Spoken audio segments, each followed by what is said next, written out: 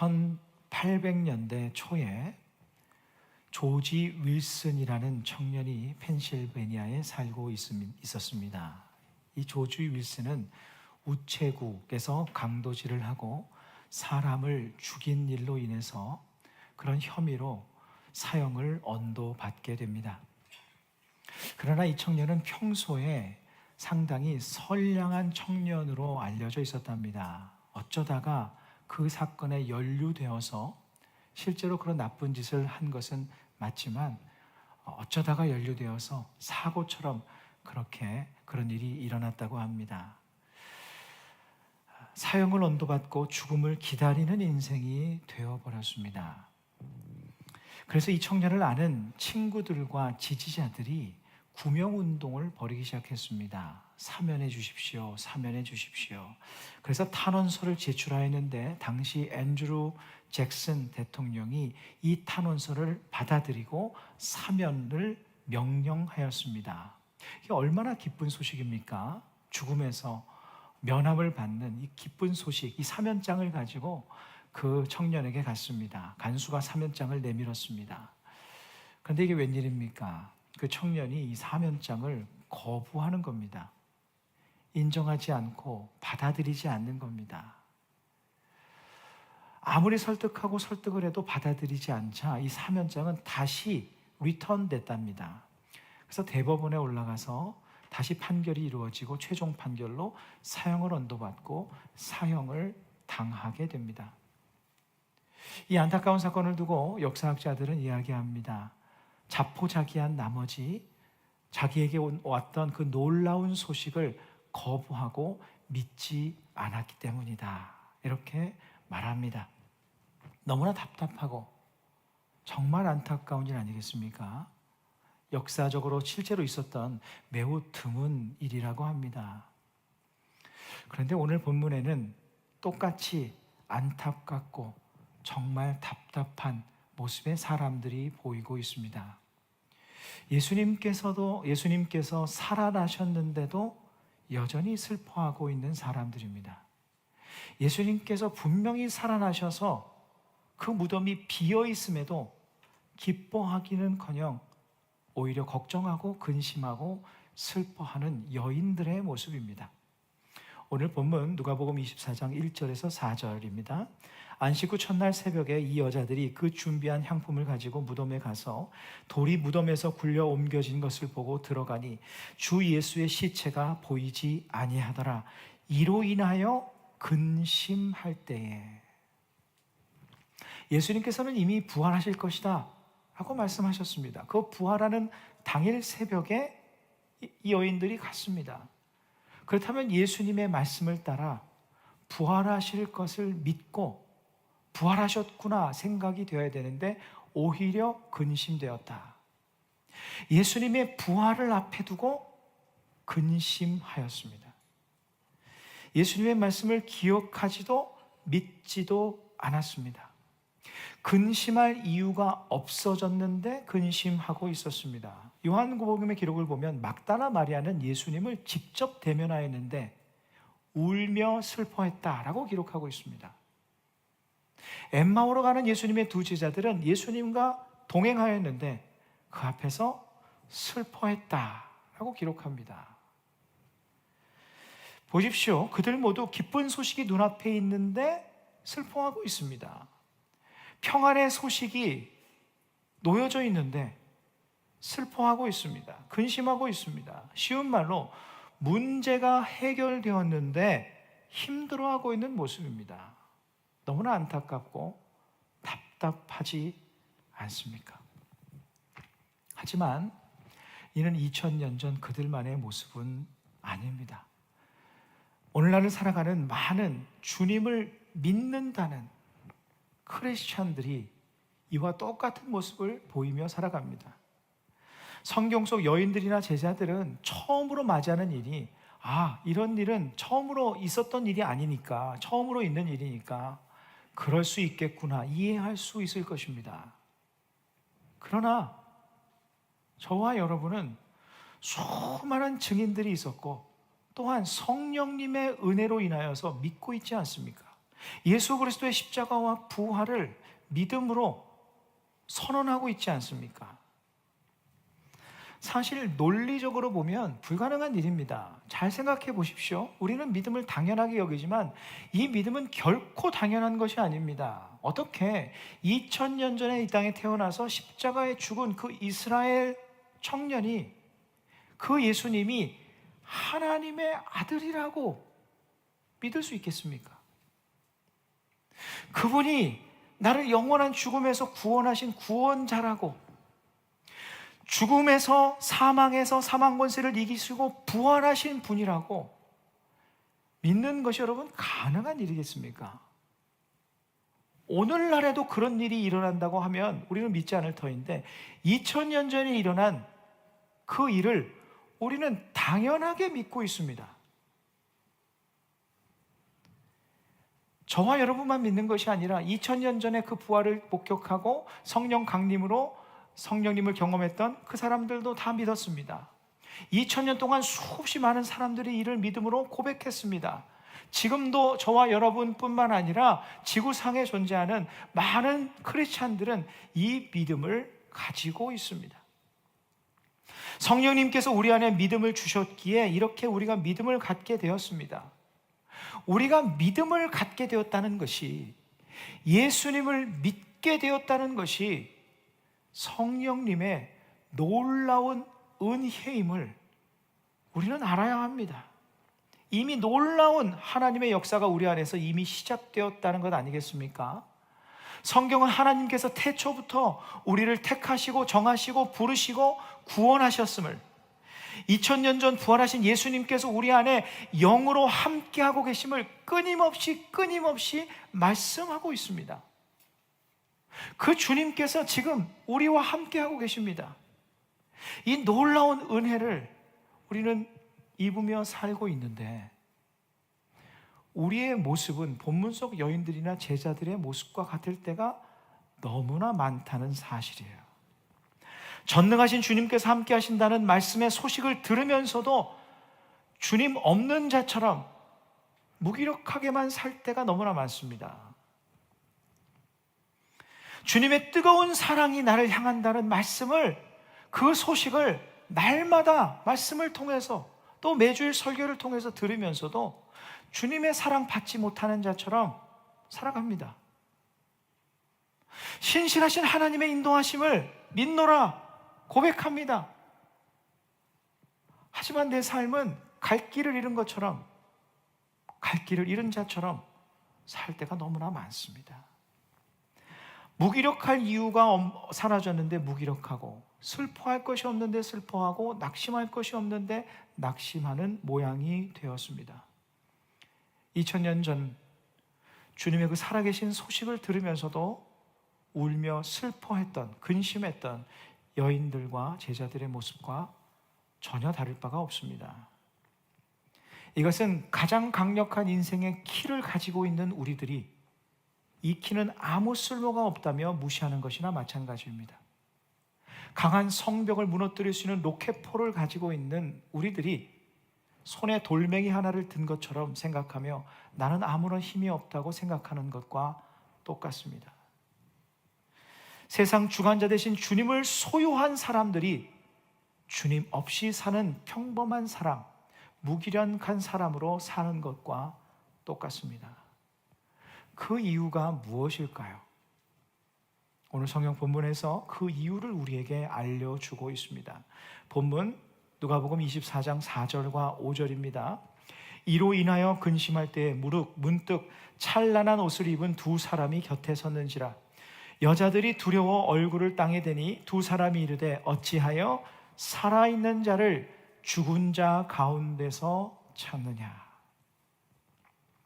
부활하신 주님의 소식에도 불구하고 슬퍼하고 근심했던 제자들과 여인들, 부활하신 주님께서 살아계셔서 내 삶에 함께 하시며 내 삶에 임재하시며 내 삶을 이끄심에도 불구하고 날마다 무기력 속에, 근심 속에 낙담하고 있는 우리의 모습들, 크리스찬들 모두 살아있는 자를 죽은 자 가운데서 찾기 때문입니다.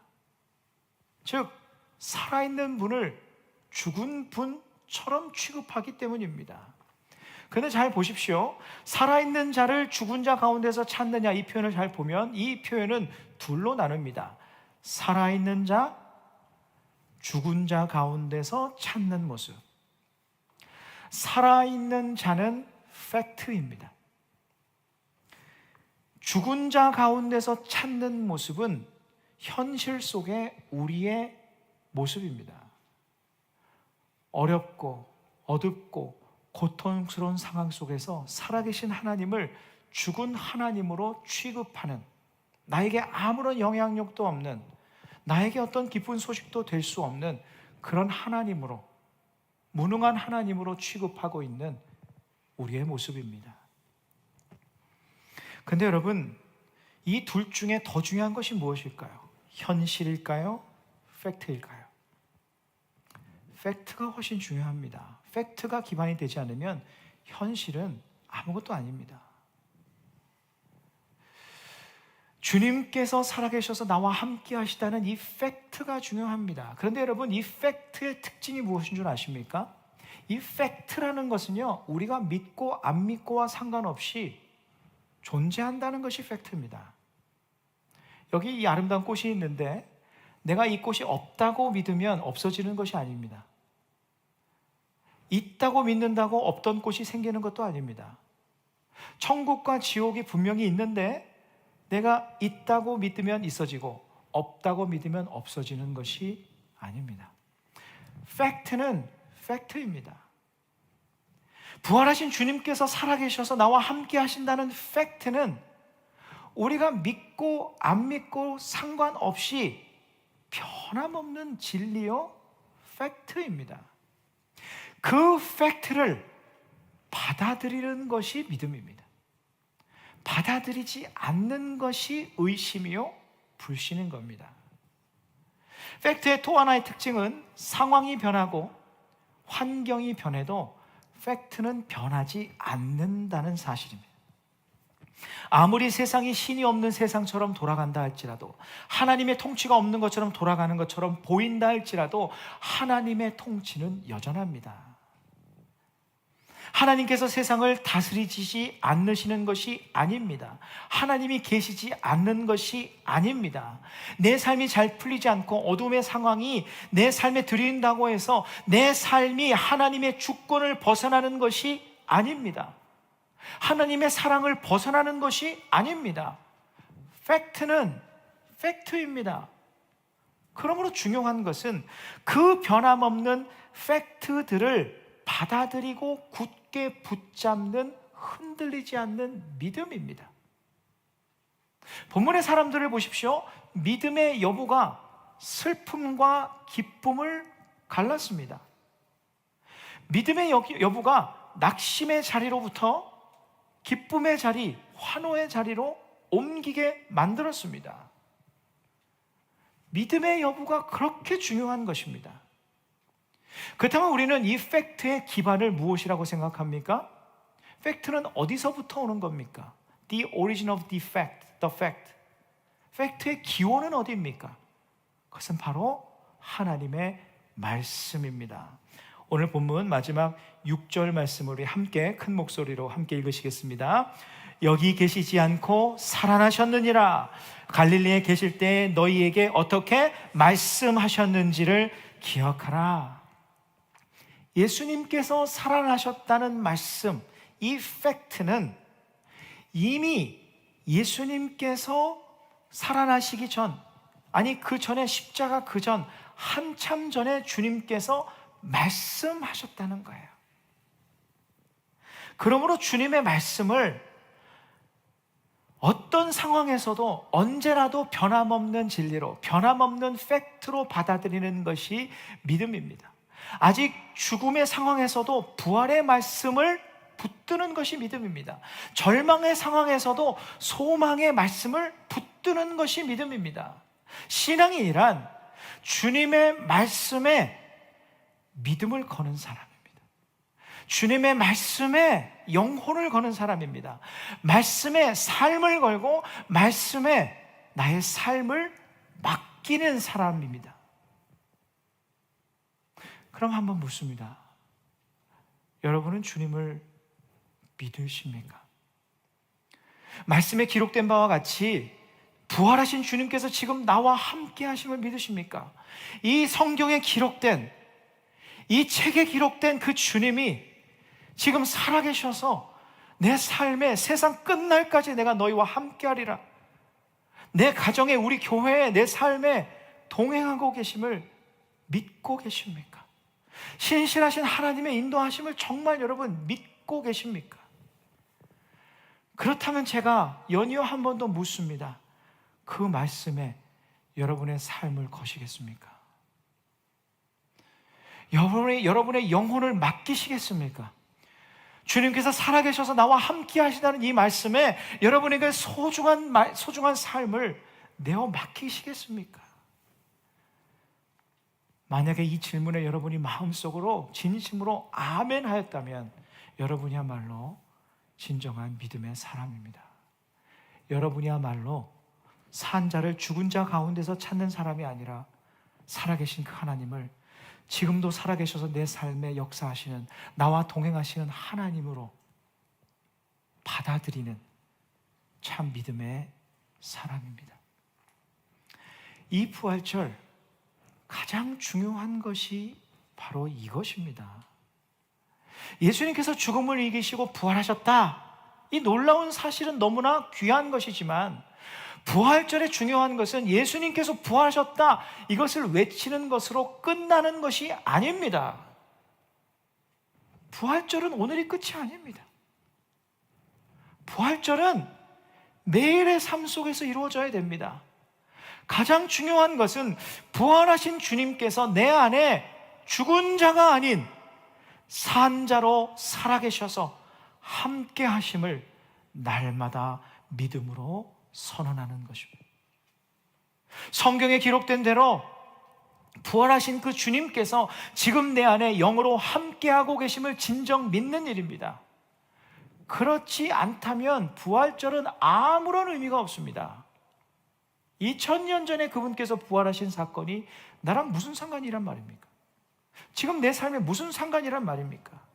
지금도 내 안에 거하시는 그 부활하신 주님을 죽은 자 취급한다면, 즉 살아계신 주님의 함께 하심에도 주님의 권세와 주님의 인도하심을 향한 그 권세 아래 놓여서 주님을 신뢰하고 주님을 믿고 기쁨 가운데, 기대 가운데 소망가는 삶이 아니라 세상의 권세와 세상의 문제와 나를 근심하는 것에 우리가 눌려 산다면, 주님이 나의 삶에 아무런 영향력이 없다고 우리가 믿으며 산다면, 그렇게 여기며 산다면 오늘의 부활절은 아무런 의미가 없습니다. 다시 한번 묻습니다. 우리는 지금 부활하사 지금도 영으로 우리의 삶에, 우리의 가정에, 우리의 교회에 함께하고 계신 주님을 믿으십니까? 사랑하는 성도 여러분, 그렇다면 부활절은 지금 시작입니다. 부활절은 단순히 사순절의 마침이 아닙니다. 2000년 전에 부활하신 주님을 선포하는 것으로 끝나는 날이 아닙니다. 부활하신 그 주님께서 지금 또한 이후에도 죽을 때까지 내 안에 살아계셔서 함께 하심을 기뻐하며 선포하는 날입니다. 세상이 흉흉해도, 내 삶의 상황이 어떠하다 할지라도 주님은 언제나 나와 함께 하시며 주님의 선하신 계획은 지금도 진행 중이며 주님의 그 뜨거운 사랑은 변함없이 우리의 생명이 다하는 그날까지 우리를 향할 것을 선포하는 날입니다. 오늘이 그 부활절이 되기를 간절히 축복합니다. 성경 속 여인들과 제자들은 이후 어떻게 되었습니까? 살아계신 그 주님을, 부활하신 그 주님을 자신의 삶에 살아계셔서 함께 하신 주님으로 선포하며 돌아다녔습니다. 그 주님께서 그들 안에 내주하셔서 고난 중에서도 함께 하신 그 주님을 믿음으로 붙들고 살았습니다. 주님께서는 그 믿음의 고백 위에, 그 믿음 위에 역사하셔서 그들과 함께 하심을 경험하게 하셨고, 그 경험을 또한 전하며 증거하며 살아가는 복음의 참 증인이 되게 하셨습니다. 오늘 부활절이 우리가 주님의 살아계심을 증언하는 그 복음의 참 증인이 되는 출발점이 되어야 합니다. 부활하사 지금도 우리와 함께 하시는 주님을 다시 한번 선포하기 시작해야 합니다. 내 삶의 상황과 형편이 어떠하든지 간에 언제나 내 안에 살아계신 주님을, 함께 하시는 주님을 다시 한번 믿음으로 붙들기 시작해야 합니다. 그 믿음 위에 주님께서 반드시 우리의 삶에 믿음의 역사를 이루어 주실 것입니다. 그 역사를 이루어 주시거든 주님께서 살아계셔서 내 삶에 역사하셨습니다. 고백하며 선포하며 간증하며 찬송하는 부활의 산 증인들이 되십시오. 우리가 부활의 증인이 되기 위해 반드시 알아야 할 매우 중요한 사실이 있어서 한 가지 책을 인용합니다. 황명한 목사님의 마음의 거리 좁히기라는 책의 한 부분입니다. 잘 들어보십시오. 여러분, 맹수들은 강하지만 인도자가 없습니다. 그들 스스로의 힘으로 살아가야 합니다. 그러나 양들은 약하지만 목자가 있으므로 걱정하지 않습니다. 많은 사람이 스스로 왕이 되어 스스로를 책임지는 인생을 살아가려고 몸부림을 칩니다. 그래서 인생이 피곤합니다. 이것은 행복이 아닙니다. 불행한 것입니다. 좋은 왕, 위대한 왕, 나를 사랑하는 왕이 있다는 것은 엄청난 축복입니다. 너무나 귀한 말 아닙니까? 크리스천으로 산다는 것은요, 세상에서 내가 강해지고 내가 뭔가 힘을 갖추고 권세를 갖추고 부여를 갖추어서 맹수가 되려는 것이 아닙니다. 나의 힘으로 내 앞에 놓여있는 장애물을 이겨나가려고 삶의 최선을 다하는 것은 중요하지만 나의 능력으로 내 삶을 개척해 나간다고 자랑하며 사는 사람이 아닙니다. 내가 있는 모습 그대로 내 힘이 약하고 우리의 마음은 때로 많이 여리고 내가 때로는 넘어지고 무너져도 세상의 그 어떤 맹수도 물리쳐 주시는 전능하신 선하신 목자, 부활하신 주님께서 나와 함께 하심을 믿고 그분을 따라가는 삶입니다. 그것이 크리스찬의 삶이고 그것이 부활하신 주님을 진정으로 내 안에서 산자로 모시며 살아가는 인생입니다. 우리에게 필요한 것은 힘이 아니라 믿음입니다. 주님을 향한 진정한 믿음. 주님께서는 오늘 이 부활절 우리의 또한 매일의 삶 속에서 우리에게 끊임없이 질문하실 것입니다. 너는 나를 살아있는 하나님으로 여기느냐? 아니면 죽어있는 자로 여기느냐? 부활절 이제 시작입니다. 2000년 전 주님의 권세를 이기신 주님과의 동행을 믿음으로 다시 시작하십시오. 그 믿음의 걸음을 걸어오셨다면 그 걸음 포기하지 마십시오. 그 믿음 위에 끝까지 주님을 붙들고 살아가는 그 믿음 위에 주님께서 역사하셔서 어느 날 우리는 주님의 살아계심을 선포하는 복음의 참 증인으로, 부활의 참 증인으로 서게 될 것입니다. 저와 여러분이 그러한 복음의 참 증인이 되기를 간절히 바랍니다.